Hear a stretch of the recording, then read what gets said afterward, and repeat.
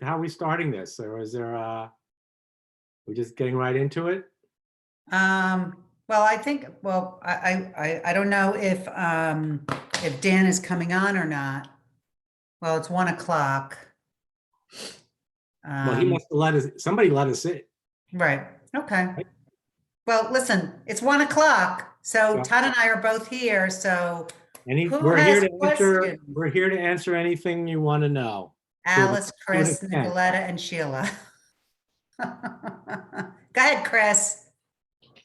Well, I got a lot of questions. Well, go ahead. We're here. We'll see what we can answer. Yeah. So, what are your daily schedules look like? Our daily schedules? Yeah. Okay, so here, I'm going to do something really funny. I just found this. So when the pandemic happened, I made myself this crazy schedule. So I had my KW call at 9 o'clock, which I always do. We have our Auslander Kassendorf group call at 9:30. We had it every day. Now we do Monday, Wednesday, Friday. So my team call. But that was, we actually just started the Monday, Wednesday, Friday, like a month or so ago. I mean, since the pandemic started, we were doing it every day, Monday through Friday at 9:30. We would have a team call just to really kind of talk about challenges, the market, things that we've heard, all that. So that was, and that was like a 20-minute call. So this is typically in an ideal world. So then from 9:45 to noon, I did my database. Noon to 1, I had lunch. 1 to 2, I did social media. 2 to 2:45, I did that 66-day challenge. 2:45 to 3:30, I did command, whatever I was learning. I took a break from 3:30 to 3:45. I trained Stone, our newest agent, from 3:45 to 4:30. And then I went on the Rick Scott call from 4:30 to 5. I lived this for over a year. I never veered from my Charlie Brown thing. And I tell you, last year we did $79 million in business. In 2020. In 2020. This year we just crested 100. So I kept to a ridiculous schedule. So you hear every mega agent talking about they wake up at 4 o'clock, they run, they do that was, I then got up, worked out, wrote in my gratitude journal. I kept that intense schedule for over a year. And that's the key in any of this. You wake up, you get on the Rick Scott call, and then you go straight into your database. Now, obviously, if you have appointments in the morning, so our goal is never to really schedule anything until after 11. But I think that's how Todd and I built our business. Before the pandemic, we were in the office together. We used to have contests, Todd and I, because we're so competitive with each other, which is ridiculous, who spoke to more people. We had to talk to 10 people a day or else we weren't allowed to leave the office. 10, you took 20. What do you mean 10? 20. No, wait, 20 a day? Oh, okay. See, 20 a day. Okay. We had to speak to 20 a day, not make 20 appointments. Right. We had to speak to 20 people a day. But that's typically, the morning, especially for me, because I'm up at 5. So I like to get my lead generation done so that by 11:30, I'm finished. We also had a thing where we would not leave the office on Fridays until our top producer was at 0 for the week. Now our database. So, but what I'll say is I'm not as strict in a timeline as Jeannie is. I kind of do my lead generation really all day long. So I don't kind of stop at 11. I kind of really make my calls throughout the day. But in the interim, I'm also doing the other things. Is the way our team is structured as far as Jeannie and I are concerned is that, Jeannie does all of the pre-production, so to speak, in a listing. I do, once we have that accepted offer, I take it from that point on. So during the day, I'm dealing with inspections on our listings, negotiations on our listings, making sure everything is done along with our transaction coordinator. So I'm kind of working in sync with her so that making sure that all of our deals are on track. So I spend an enormous amount of time during the week on those kind of things, but I'm also constantly lead generating throughout the day. I remember once Gary Keller said he would get, he would be finished with his calls by 12 o'clock, and then he'd be able to go into the break room and hang out or whatever. So that's how I aspire to sort of be finished by 11:30, and then I'm like, ooh, I'm done, and then do whatever else I have to do. Now that's in an ideal world, Chris. Okay. Yeah. Well, I hear consistency. That's what I hear, and have a schedule. Yeah, I mean, this was taped. I can't throw it away. It was literally, I have a glass, I have a table, I have a desk in my home office, and I have a piece of glass underneath it. It was either underneath the glass or I had it taped to my my desk lamp, and I looked at it. Yeah. And look, I think the common thread, Chris, is what you just said. It really is. It's two words. It's lead generation. I mean, that is it for a realtor. Without lead generation, you will never be successful. And Jeannie and I have been saying this in situations like this since we've been partners. It wasn't until I came to Keller Williams that I saw what lead generation does. I was a realtor for 10 years before that, and never even knew the words lead generation. And I did okay. I was successful, but not to the extent of where we are today.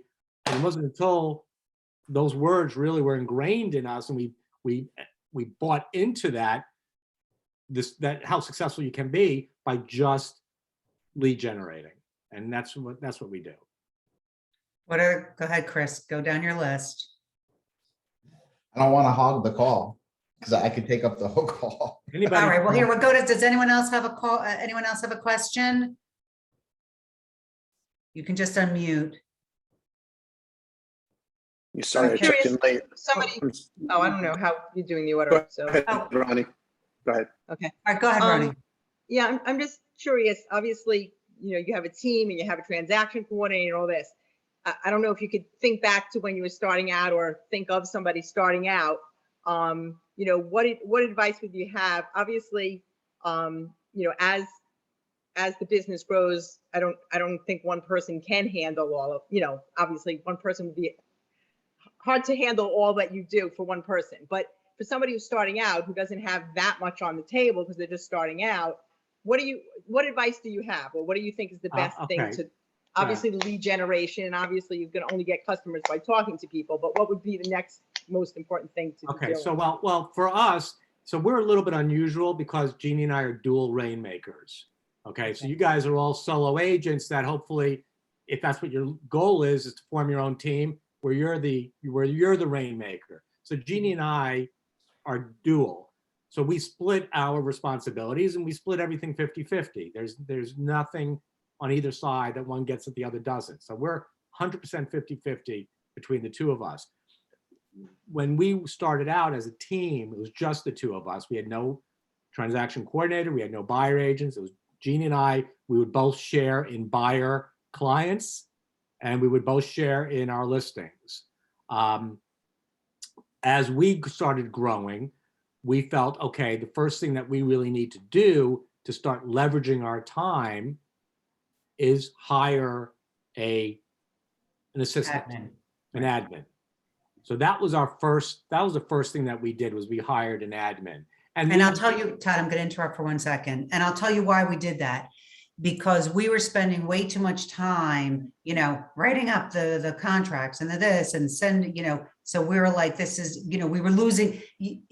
There's a thing in the MREA, it's breakthrough. I don't know if it's page, I don't have it with me. I don't know, 78, whatever page it is. And there's a very ugly picture of me in our office where Josh took my face and made me look like a longshoreman. I don't know. And it's a breakthrough. And we always go like this for breakthrough. So we were stuck because we couldn't grow because we were, and I'm not going to say wasting our time. We were doing $40 an hour work or $50 an hour work. So the first thing, right. So the first thing we did was we hired an admin to take that off of our plate so that we can continue. And I think the model is you can handle, what is it, 24 to 36 listings on your own, 24 to 36 transactions on your own, and then you need a transaction coordinator. I think that's what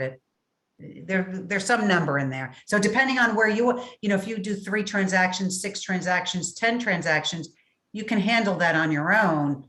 Once you get to a certain level, you just don't have the time. And then that's when you do the first hire. So that's what I would suggest. And we saw our growth immediately when we were able to take that off the table, and we were able to really just spend our time doing realtor stuff and not admin stuff. Does that answer your question? Yeah, I'm just curious, was the admin a real estate licensed person, or was the admin? No. Okay. No. And again, this was a very long, Todd and I have been partners for, we started in 2011 together. 10 years. So I don't know how long, what is that, 11 years? Well, 11, 12. It's like 100, but it's 10 years. But 11 years. And look, we had no idea what we were doing when we hired our admin either. I mean, we were completely in the dark. So, we went through how many? 4 of them within a couple of years? 6. No, at least 6. Well, within first couple of years, we went through a few. So, we made a ton of mistakes in terms of how we hired, a ton. And you have to recognize those mistakes as quickly as possible, because if that's not the right fit, then they're going to waste even more of your time. So it wasn't until, a number of years later that we kind of fell into a little bit of a better pattern in terms of what we needed and what we were looking for and what they were able to bring to us. We had 2 great team managers. One left, they moved to Boston to be with the boyfriend. One left because they got a job and where they wanted to go.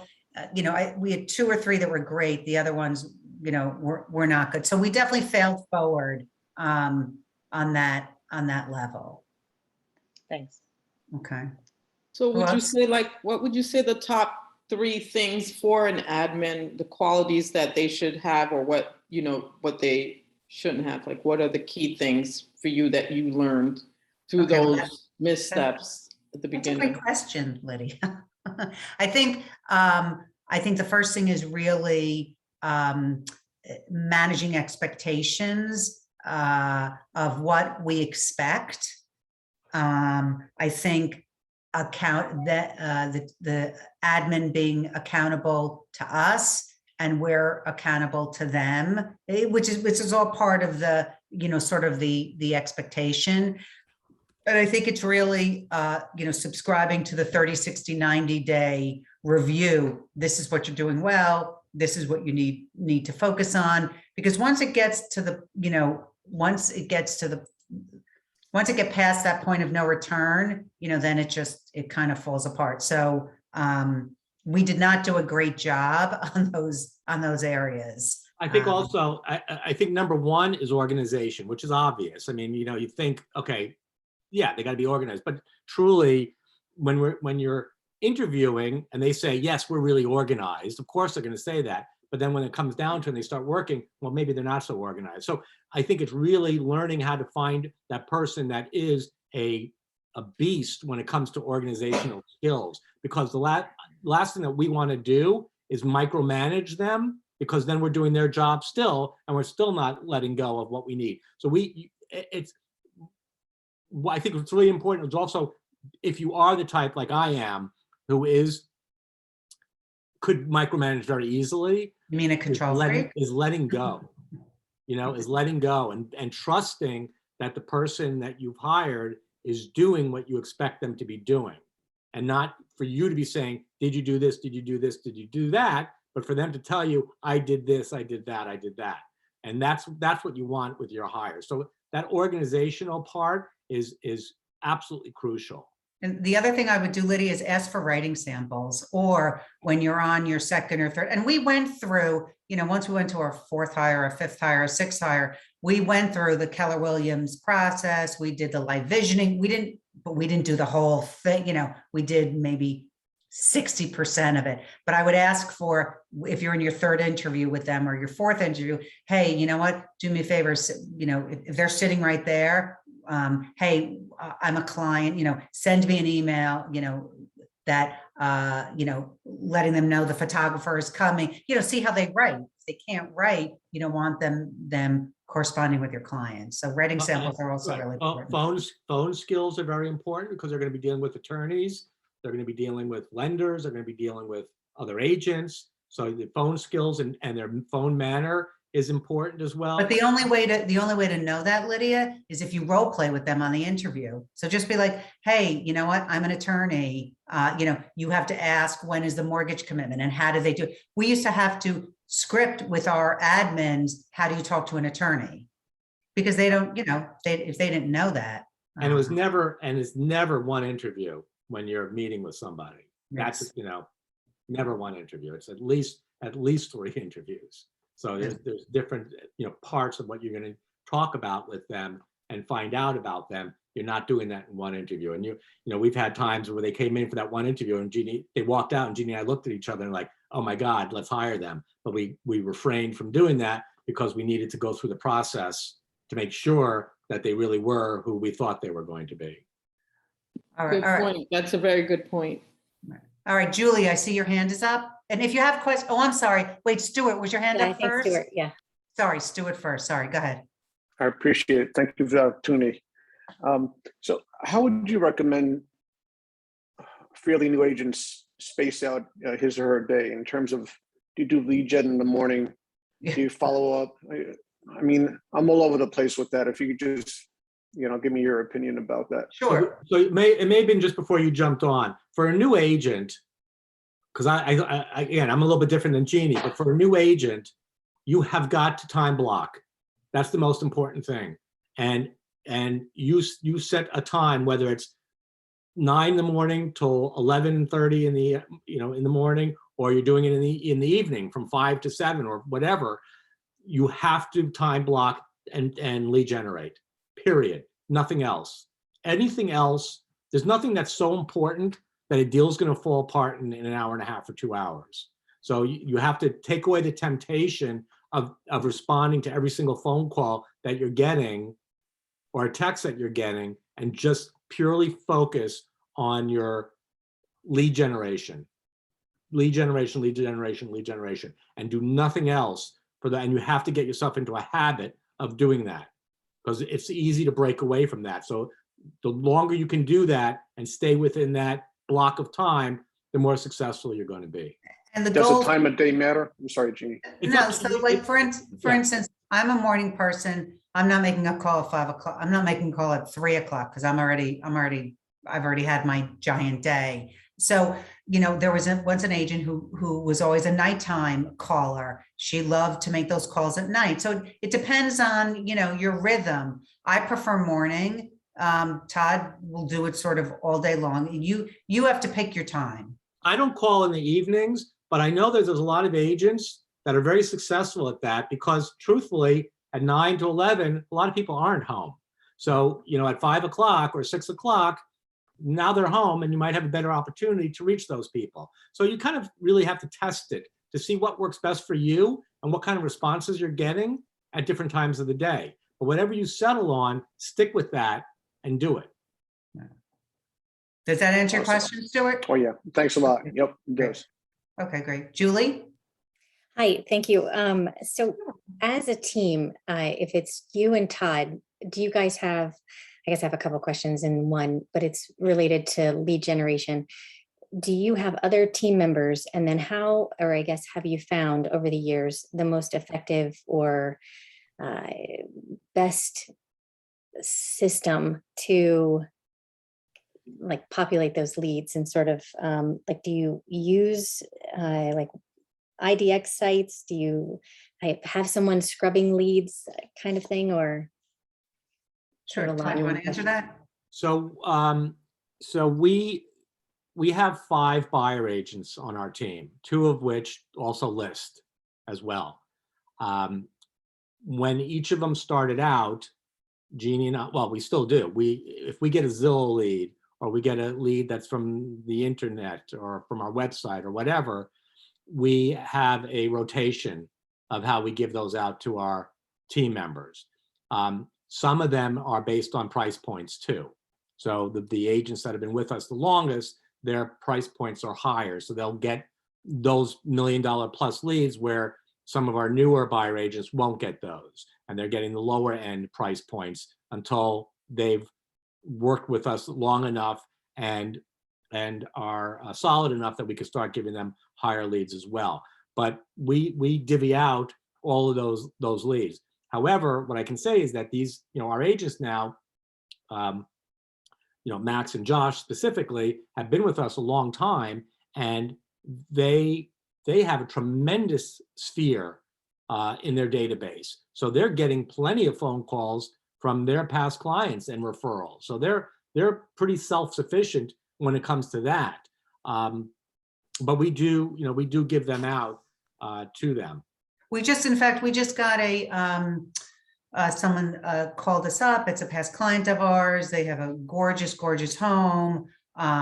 They want to put it on the market, and then they want to downsize. So this is and downsizing is, a seven-figure house. So, we just called one of our agents and say, hey, give them we give them the background, give them a call, go set up a buyer consult with them. We're going to sell their house first, and then they're going to represent them on the buy side.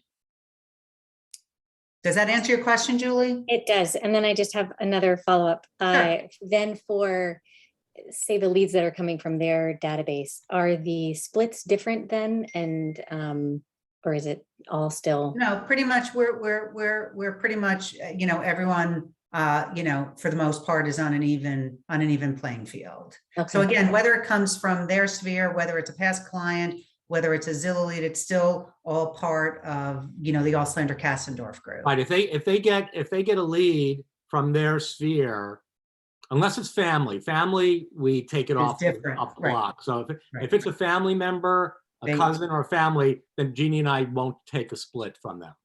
But any friend or past client or whatever, Jeannie and I may not have even been involved in it at all. We are still getting our split because they're part of our team. Got it. So that's the And way also they're still using, our transaction coordinator is doing their deal for them. So we Right. still have to pay for All the that. marketing, all the admin stuff. Yeah. And then does absolutely. your admin also scrub any type of leads? No, none of No, that's done. so we use Leverage Out. Okay. So Jen is really our transaction coordinator.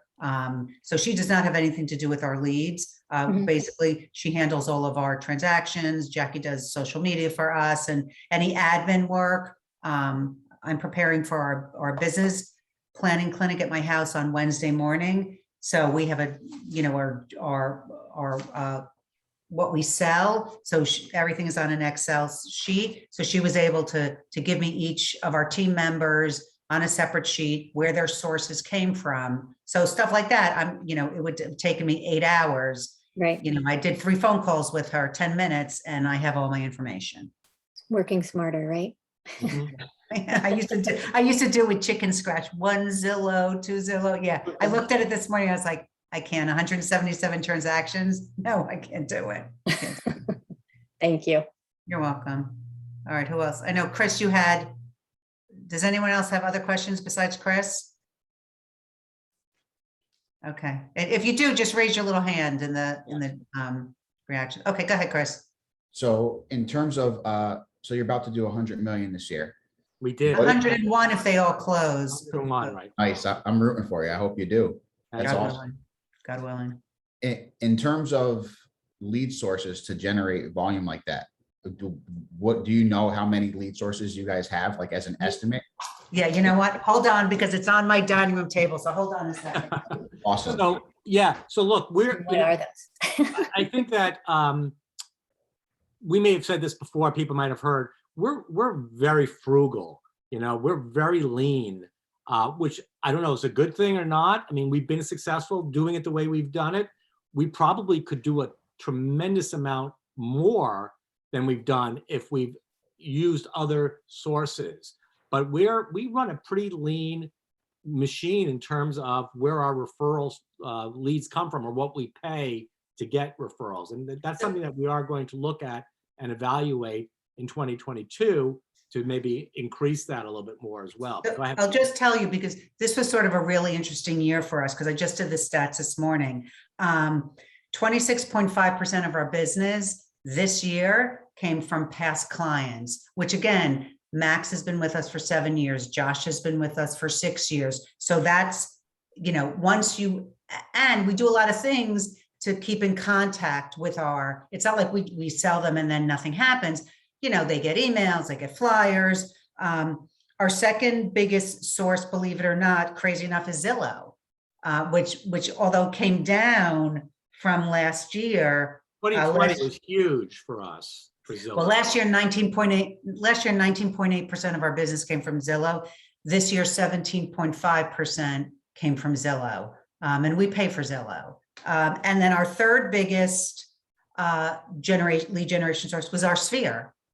So again, that was 13% of our 16% of our business came from our Sphere. The fourth one was past client referrals. So if you look at past client referrals, past client and Sphere, so that's 26, 40. So 56% of our business comes from not picking up the phone, literally, you know, not your typical lead gen. Because if your past client is calling you, or your Sphere is calling you, or one of your clients is giving you a referral, so that's a great number. Again, I'll say this a million times. I want to be like Len Schwartz, who 98% of his business is organic. So we're at 56%.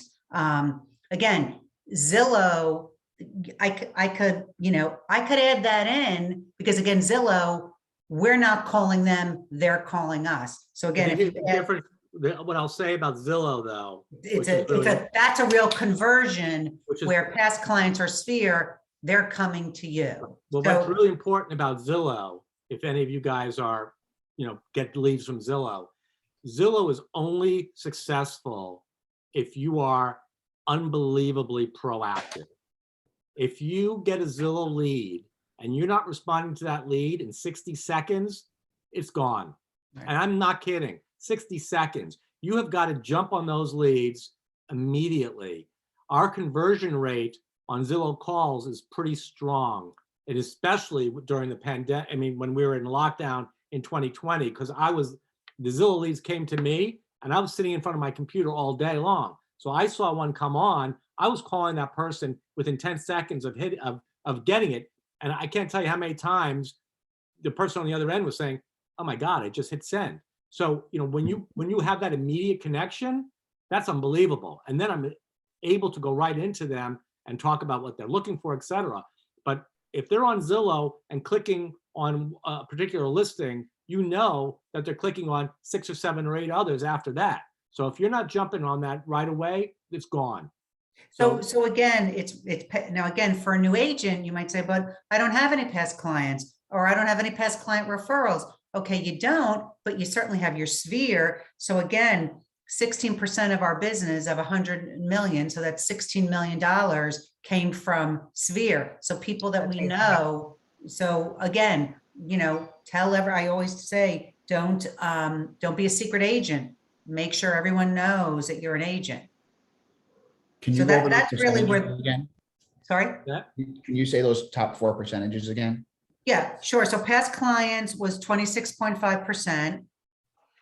Zillow was 17.5%. Sphere was 16%. And past client referrals was 14%. Jeannie, what about HomeLight? Do you have HomeLight in there? Your HomeLight was 8%. And that's this year business? This year, yeah. In fact, I just did it this morning. So again, those are that's like 30, core sources. 40, 50. Oh, if you add Zillow, 50, 60, 70, whatever, 70 something percent. And HomeLight, we use HomeLight too. Right, but HomeLight's only 8%. Yeah, but listen, it's still a source of business for us. But again, what we pay for is Zillow. That's what we pay for. So those are your core best sources. What are the other sources, like the home lights, like the So other? home light, so cold call or expired. So 5% of our business came from cold call or expired. Agent referrals, 4.5% came from agent referrals. Open house, I actually didn't even do the number because it was so low. But I was at 91%, and then okay. Yeah, agent referrals. So I'm missing like, I don't know, 9% of the business. So now, so It's in the little- pre-pandemic, we were doing a pretty decent amount from open houses, Huge. and we were doing a pretty decent amount from expires. It just hasn't been that many expires because everything's Right. selling. So, before the pandemic, you get a lot of expired listings, and we were jumping on those, and we were getting, we were converting expireds as well. So I'm curious, in terms of open house, how do you convert open houses into more listings? Do you have a So- strategy around that, or? So or we success? did, in the pandemic, none of our buyer agents were comfortable doing open houses. Todd and I weren't comfortable doing and Todd and I don't do open houses on our listings. Our team does. So we did not do any open houses in 2020.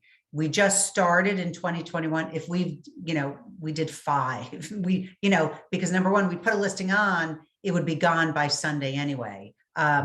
But to convert, it's really, in fact, we just had our Wednesday meeting. Max was talking about open houses and conversion, and it's really, instead of the first thing out of your mouth is, are you working with someone? Because it's like you go to a shoe store, you go to Foot Locker, and someone comes up to you, no, I'm just looking. And then they walk out with 5 pairs of Nikes. So Max was saying the first thing he'll say is, hi, I'm Max Dober from, Keller Williams. Thank you so much for coming to my open house. Give him a little rundown. But again, try to get that commonality, build that relationship.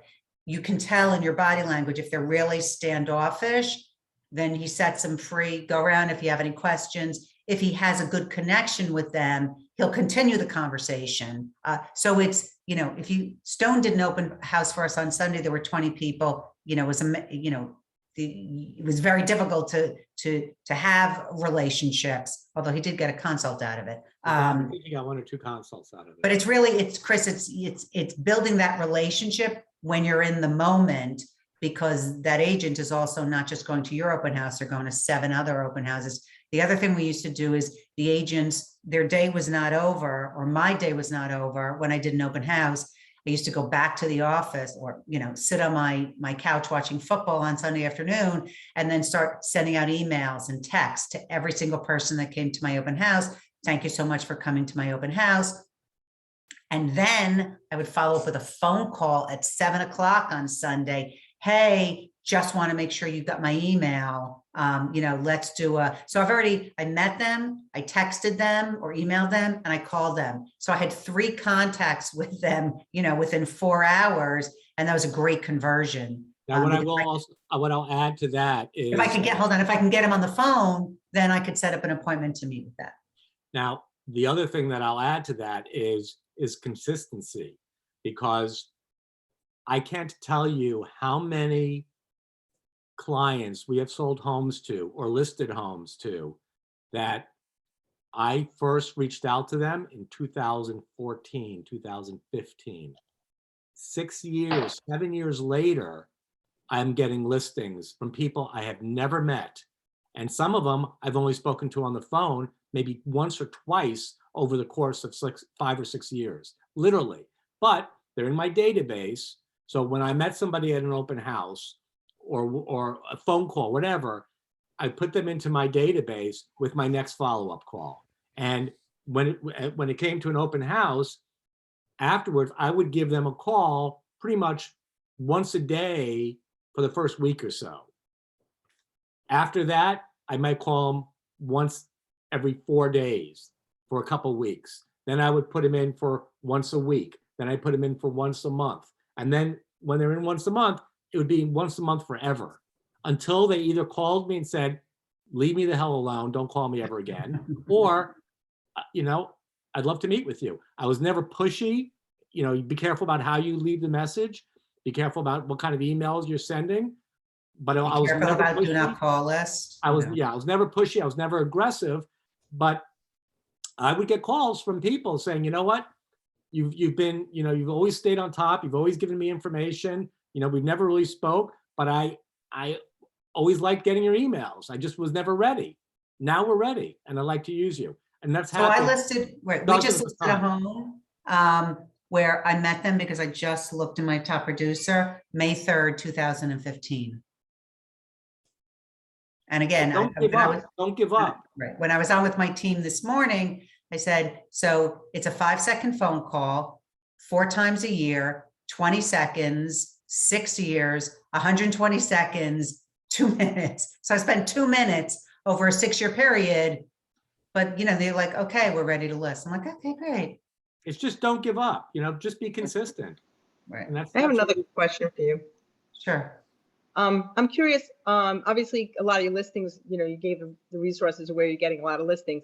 How much of your listings are from actually, sending you to a home, especially now with the listings being limited, sending letters and saying you have buyers that are interested? How many do you get? The minimum, Zero. huh? Really? No, Wow. none. We Interesting. didn't do any this year. Actually, we just sent some out on behalf of Max. Max has a particular client that is a particular town that has particular streets. So we had our transaction coordinator write a letter and send those letters out. The only way you're going to be successful is if you follow up with a phone call, because the letter's not going to do it. You have to have a telephone number. But we used to do that. We don't do that anymore. But we Yeah. just I did guess that it's on behalf of Max. Yeah, looking for a specific area and there's so limited listings, you're like, well, as an agent, you may not look good to your client because you're like, oh, they can't find me a house. But then if the area has so few lists, it's a catch-22. Well, I would just, if, let's say they like, Apple Tree Lane and Pear Tree Lane and I don't know, Kumquat Tree Lane in, Wilton. So then get the addresses, write a letter. Hey, I have a buyer who's identified your street, loves Wilton. Please let me know if you're interested in selling. Yeah, I'm just wondering what the success rate was with doing that, but you haven't done that as much. So we haven't done. Have somebody. I wouldn't say not to do it. Right. Right. No. I'm just curious. Again, everyone has their different. Because it does work. It does work. Okay. You might catch that one buyer or that one seller that is looking to do it. So it's certainly another avenue to try and help them find something that's off market. Okay. Thanks. Okay. Chris, you're up. What does the team structure look like? So it's the both of you. I know you said you have 5 buyers Right. agents. So it's Todd and myself. So Max Dober, who's been with us the longest, he's a listing specialist and a buyer specialist, and his business has, exploded. I think Again, he sold 60 homes on his own this Right. year. Yeah, he's like crazy. Again, he has a lot of past clients, a lot of sphere. Josh Caldwell, also, again, his past clients has exploded this year. He also took a lot more listings this year. Again, the longer you're in the business, if he's been in the business for 6 years and then people want to move, as long as they keep in touch with him, they're going to call him. We have Brian Barron, who is now actually working with Max. They're sort of a team within a team. We call them Brax. And we have Stone Hamill, who's been with us. Okay, I'm glad you laughed at that, Chris. Stone has been with us since last April, and Lindsay Dix has been with us for 3 months. Both of them are part-time, so they have other jobs. But Stone had a great year this year. Great year, sold almost $6 million, halfway, working part-time. Any showing assistants or? No, Well, Brian has gone back and forth. Brian was his own agent, but then he really became a showing assistant for Max because Max was just, he couldn't handle it. It's just way too much. So he was a showing assistant. Brian's phenomenal. And then we saw the value in Brian really being able to be Max's right hand. And that's kind of what he has become now, is that, like Jeannie said, they're kind of their own little team within our team, but Brian and Max, Brian goes out and shows Max's properties. And but they're on consults together. Yeah. So they approach their client. Max will be like, okay, and this is Brian. Brian's going to be showing you. Brian takes them out. Brian will comp for them. So they have, that's their structure. They have a chain that we're not on, that if someone needs help, hey, can you cover this for me? Can you cover this for me? So when you have 5 people, there's a big advantage to that. If someone is away or someone's sick or someone's double booked, I mean, I've shown for my team when no one else can, I'm like, okay, I'll do it. And I'm like, I hope I remember how, but But what would happen though is with our team earlier on when they're newer with us, if they were to get a listing opportunity, it would be Jeannie and mine. We would take the listing. But typically after 1 year of them being in business, then they can take their listings. If they get a listing opportunity, then we're like, go get them. We want them to get the buyer down pat first before they go. All right, Dave, I know you have a question. Yeah. Hey, Jeannie and Todd. Hey, woo. My- Good to meet you. Nice to see you guys. I'm a big fan. I'm thinking about referrals, and you guys obviously are a huge team, but do you ever, as part of your strategy, refer out just to kind of make something and just not have to deal with it if it's maybe not a listing to your level? And if so, what's kind of your threshold or motivation to refer out? Well, are you talking about a listing referral that we don't want to take? Yes, exactly. Are you talking about in our geographical area or outside of our geographical area? Both. That was going to be my follow-up is, do you guys have a strategy where, you might be getting leads from outside our area that might not be. Yeah, if it's within our geographical area, We take it. we'll take it. We won't. Okay. There's no reason why we wouldn't take it. If it's Okay. outside of our geographical area, then we'll find an agent, which we do quite a bit. Gotcha. To help that. Like if someone wants to sell in West Hartford, it's not worth our time. We don't know the market to go up there. If someone wants to sell in Trumbull, we're taking that listing. Absolutely. Like Max Ernie, for example, who's very, very successful. He's all over the map. I mean, he'll sell anywhere at any time. We're not really structured to do it that way, but he's been very successful at that. Right. I'm thinking from a time management perspective, like taking a listing that far. I know you both don't, but some of your listing agents on your team may. What's that kind of, I guess, ROI perspective? It's either the distance or B, if it's not maybe a high enough listing price where, I mean, a low listing price still takes a lot of time. Yeah. Okay, so let's say someone called up and they wanted to list a condo in Bridgeport for $110,000. Look, again, in terms of ROI, if I know I'm going to get the listing, if I was referred to them, I go up, I take a look at it, I bring a lockbox, if I can meet them there, sign a contract, put a lockbox on. The only time I'm going back is to take the lockbox off. If I don't think I can sell it, or if it's way overpriced for $160,000, then I'm not doing it. But listen, we'll drive to Bridgeport, but we're not going, I'm not going up to Hartford. I'm not going up to New Haven. I'm not going up to places like that. Right. Sure. Right. And then Todd finds a KW agent or another agent, whatever, the geographical area, we go KW first, of course. But again, we want to find the best agent. And then, we're happy to give out, and it's typically 25%. We refer out, we refer in 25%. Okay. Does that answer your question? It does. Thank you. Okay, great. Julie? Sorry, so I'm asking a question for another colleague. When you were talking about the team within a team, sort of like with Max, how would the commission structure work? So we don't really we're not going to discuss our commission structure. Okay. That's sort of between Max and Brian, and that's the only thing we don't discuss that. So sorry about that. That's all right. Thank you though. But they everything's worked out, so everything is, it is structured.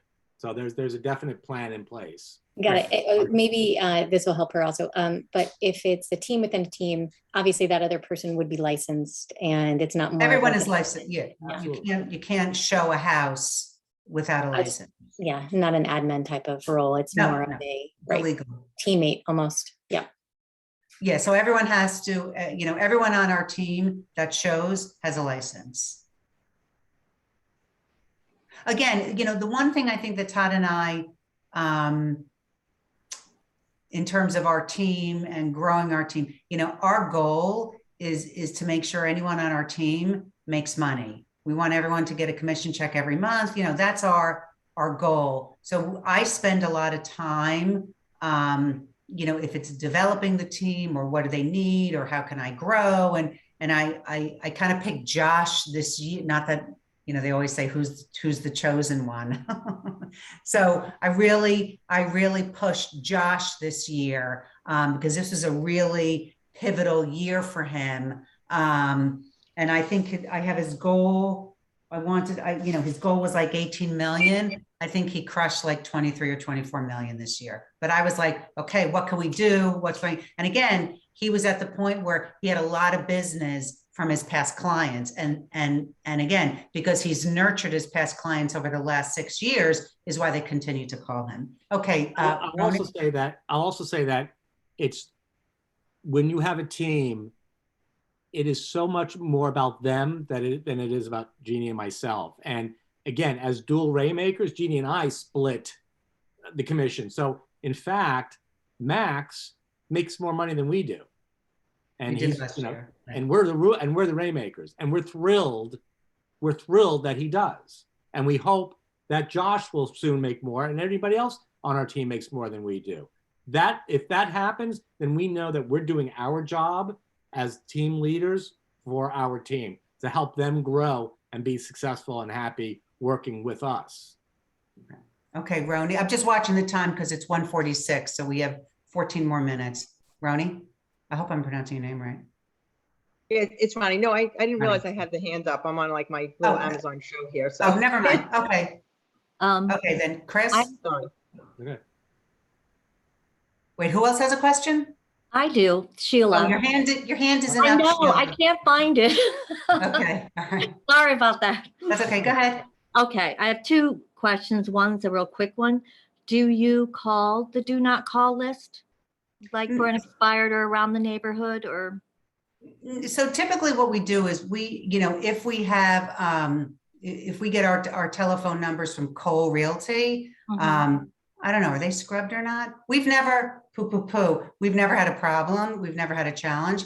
If for some reason we get on the phone and someone's like, why are you calling me? I'm not on the do call list. We apologize profusely. Oh my gosh, I'm so sorry. I'll take you off. So, you know, blah, blah, blah, blah, blah. We're always really nice. We apologize profusely. And then we take them out of our database. Absolutely. Really quickly. Cause we don't want to get a fine, and we've never gotten a fine. Thank God. Good. And what was your second question? Okay, the second question is when you go out on a listing appointment and they want to list their house and they say they want to immediately buy a condo downsize.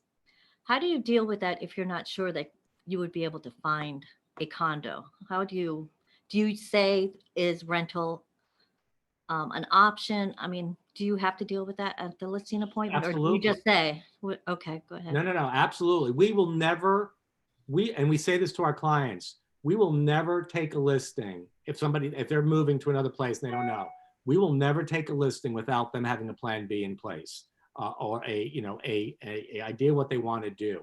So we say we've never had a homeless seller. We'll never intend to. So we make sure. Now the script is, hold on. The script is, we've never had a homeless client and you will not be our first one. So that kind of, Right. So we make sure that there is a plan B. So we talk, it's not just about getting their home on the market and selling it. It's about when we get an accepted offer, where are you going? So we want to make sure that they have a place to live or an idea of where they want to live, or if they haven't found a place by the time their home closes, that they have a place that they can go, whether it's living with a family member, relative, or a friend. We will never take a listing without something like that in place already. Okay. So basically, right. Okay. Did that answer your question? Yeah, I think so. They wouldn't have any more objections to that, would they? I mean, well, what happens is we say, how the market is, are you open to renting? Do you know anything about the rental market? What's your rental budget? If they say, okay, I have $2,000 and I want a 4-bedroom rental house, we say, okay, that's not going to happen. So we'll go through what they think they can rent. And if we say that's not going to happen, And then if they don't have any other place to go, then that might not be the right time for them to sell. We also need to find out, do they need to sell in order to buy? Can they sell without it being contingent? So there's a lot of different questions that we're going to ask them so that we can give them the best information. We don't want to take a listing, get an accepted offer, and have them not be able to take it because they say, I have no place to live. So it's a lot of questions before we take their listing, what their situation is for moving. Okay. Okay, Nicoletta? You have to unmute, Nicoletta. Unmute. Okay, go ahead.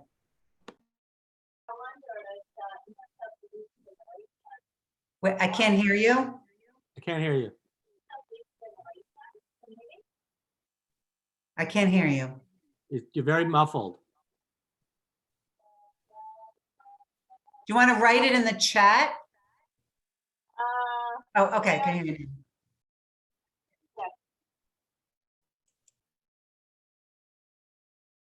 It's frozen. Okay, so now you're frozen. Hello, can you? Yeah, Yeah. can hear you now. Better. Okay, That's better. I'll write it down. Okay. Yeah. All right, so while he's writing, okay, Chris, you have a question? Yeah, so I know we're short on time. They could be quick answers. What's your best advice for someone just starting a team? And then the second question would be, what's your biggest pain point you've experienced in getting to 100 million, like this year? Like, what's your biggest challenge you've had to solve this year? I think the biggest challenge is sort of almost what Sheila was saying is we had a lot of clients that wanted to sell, but were afraid to put their homes on the market because they didn't have a place to go. So it was really for people that don't have to sell in order to buy, but they're looking for their forever home in Stamford. We have a few clients like that. They just haven't found their forever home because their inventory is so low. So one of our buyer agents is continuing to look for them. So I think that has been a challenge. I think the other challenge we had is in this market pricing homes where, unfortunately, we got beat out on some listings because we were too conservative with our pricing. We were too low, and there were other agents that came in with these crazy prices. Some of them sold, a lot of them then had to reduce down. But I think there was a few that sold that we were like, how in the hell did they get that? There's no, we couldn't, I mean, we took into account the craziness of the market, but yet it was still, they wanted so much higher than that. And we didn't see it. And somebody else gave them us, a stupid price, and they listed it and and it it got sold. sold. So it happened. what we do now, it's kind of, so we really are, we look at the data. We don't look at the sold so much anymore. We're really looking at the CTS and under contract, because that's really today's market and days on market. Oh, I see, Sheila, what's your opinion on where the market is going? So look, I think we are, I think we're still strong. In the beginning of Q3, I was a little nervous about, what was happening in 2022. I'm definitely more optimistic because I think it's going to be a lot of the same. I think it's going to be a little bit of a, not a ton of inventory. So the key is just getting those listings. Take the listings, because basically, you're going to sell them because there's not a lot of inventory. So I don't think we're going to see the appreciation that we've seen, but I do still think we're going to definitely see appreciation. And we're in the halfway mark of the millennials. You have a 5-year sort of category where millennials are purchasing. I think if they were born after 1987, whatever that stat is. So we still have 2.5 more years of this crazy millennial buying. In terms of lead generation, what's the most first to get it? Who's on your cold call list? Do you have a certain? All right, I'll answer that question in a minute, Nicoletta. That's a long question. All right, Stuart, you have a question? Stuart? Oh no, Stuart, do you have a question? Okay, he's frozen. He's frozen. What's your most effective? So Nicoletta, the most effective way is just being consistent, continuing continuing to reach out to really your sphere, anyone you know. And the cold call list is, listen, you can just sort of pick a street and say, hey, I really like this street, and then get the telephone numbers and call them. And the scripts are, it's really, hey, what do you know about the market's really super hot right now? Do you know anyone that's looking to buy, sell, or invest? Or, do you know anyone's considering buying, selling? It's that simple. What I will say in terms of script though, find somebody that you can role play with. It's get a scripting partner and do phone calls with them for an hour a day, half an hour a day. But find somebody that has this, the same mentality as you do, and set aside time. Again, we go back to time blocking. Time block a half hour, 45 minutes a day to script and role play. When we brought on our new agents, I was just gonna say that is something that we do every single day with them, every day for months before we let them, really loose to the world. Because it's one thing to be a realtor. If you can't convert, then how can you be successful? So it's really about learning the scripts, learning what to say, being able to handle objections really, really well, so that when they say something, you have a response back to them, and then you can move forward. So that's really, I think, crucial when you're cold calling or speaking to buyers, is being able to convert. And you're only going to convert if you're really, really strong with your scripts. I'm looking at Sheila's. Do you still use the bold listing presentation? I don't remember what that is. Buyer presentation. What do you cover? So Todd and I don't represent buyers, so we don't present to buyers. But again, Max, Josh, Brian, Stone, Lindsay, they go through. It's just all about, what are the 5 most things you're looking for? What's your motivation? Are you pre-approved? And it's a 30 to 45 minute conversation of building a relationship. So when they get off the phone and say, okay, I'm going to send you the buyer agency, go ahead and sign it. 9 times out of 10, they'll get it back. So it's just being really consistent with that. Well, I'll tell you one thing though that's really kind of funny is that, when Jeannie and I really first starting out together, and we would script practice with each other all the time and role play with each other. And I remember we would have real specific scripts for our listing. Remember Brook Hollow's one, that one on Brook Hollow, but I mean, not Brook Hollow, doesn't matter. So we would literally, I would say this paragraph, Jeannie would say this paragraph. I would then say this paragraph. So we had the whole thing memorized, and it just evolved from there. But we were so scripted, so heavy on exactly what we were going to say. That's how we went into our listing presentation. And the good news is, Really you guys, when you're doing a buyer consult or a listing consult, most of the time, you're going to be on Zoom anyway. So just have your scripts in front of you. We have a list of questions that we always ask. We know it now by heart because we've done 8,000 of them, but just have everything in front of you. You can read off when we're talking to Lindsay, say, Lindsay, just read off your buyer sheet. Read off, okay, what are you looking for? It doesn't matter. You can look down. Checklist. Just go through it and just be very thorough and be able to respond. Again, objection handle. Just be able to respond. You're the expert. So that's what. Okay. What other questions? Anyone have any other questions? Yeah, another question. Yeah. Just out of curiosity, what is your opinion in terms of door knocking and golden letter and like old school methods of doing things? So again, we did that golden letter once this year for Max. I don't know what again, if you have a client that has a specific need on a specific street, do it.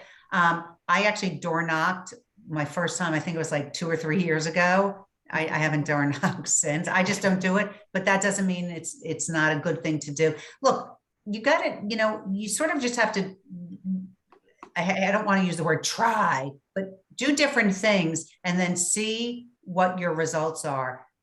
But if you only door knock once, it's not going to be effective. If you door knock every day for 3 months and it doesn't work, then okay, it doesn't work. But you sort of have to throw things out. But I wouldn't do a mailer for 3 months and then stop. It's not effective. You have to do direct mail for like a year before it's worth it. Chris, do you do any mailers? I do not, but that's part of my 2022 plan is to pick a geographic farm and nail minimum monthly to it. Right. Okay. And I didn't hear you guys talk about that. Do you have a geo No. farm?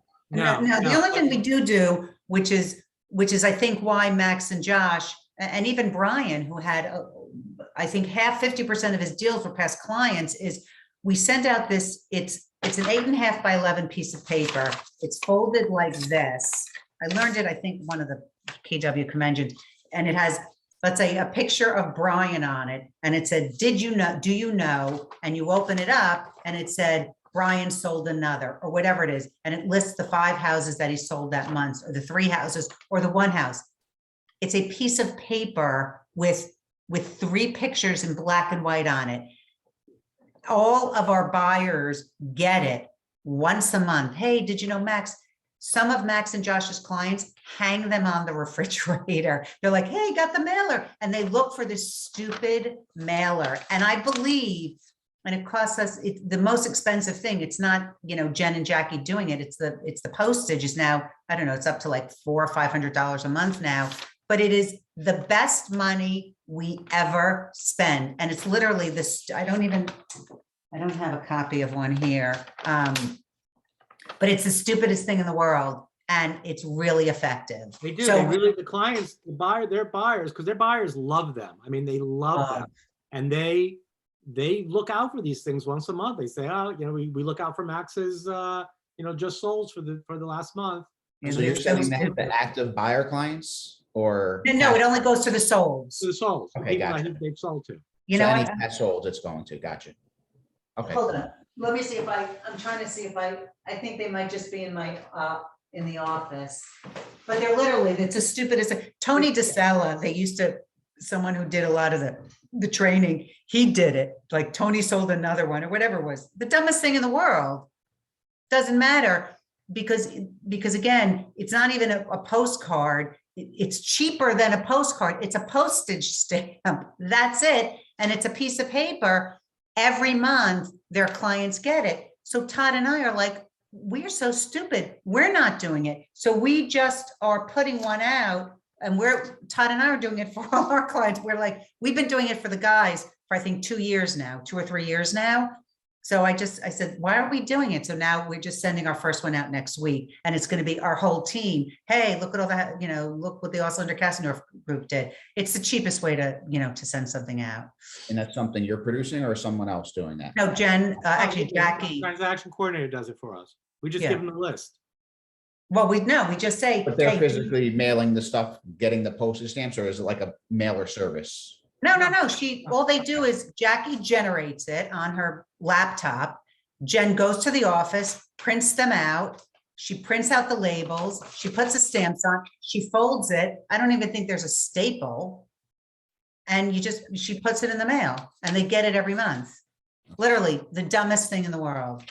And I believe that is why we have so much past business. The other thing we do, and then I have to go, is once we have a sale, our clients get an email, happy 1 week anniversary, 1 month, 3 months, 6 months, a year, 18 months, 2 years. So they'll get, I don't know, the first year, they'll get 4 or 5 emails.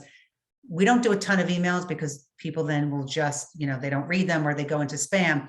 But, sometimes I'll get an email. Oh, thanks I can't believe it's been 2 years. We also, what we do is every year on their anniversary, I call them or I text them. Hey, I can't believe it's been 7 years that you bought from us. It's so crazy, or you sold from us. And that's another way to touch the client. So it's like, how do you continually touch the client? And that's Now, I'll add one other thing to it. The other thing that we do as soon as we close on a property is, of course, we thank them, we call them, we congratulate them, all that. But then we ask them to do a review for us on Zillow. We have over 470 reviews on Zillow. We have way more than any other agent in Stanford, almost double. Don't kid yourself that buyers and sellers are not reading your reviews. So you make sure that every deal that you close, you talk to your client and ask them to do a Zillow review. We send them an email as well. I make the phone call, but then Jen, our transaction coordinator, also sends an email that we have all written out already with a link to Zillow, so that all they have to do is click on there, sign in, and then they can type their testimonial. Those are really important. We get a lot of phone calls from people that said, I read your reviews and we'd like to use you. Okay. Does anyone have any other questions? Because it's now 2:05. No? Okay, well, I hope this was helpful. Anyone can always call us if you have any questions. Have a great weekend, everybody. Thanks so Thank much. you. Bye, Alice. Bye, Thank Lisa you. Katz. Thank you. Thank you. Bye, Thank- guys. Thank you. Thanks. You.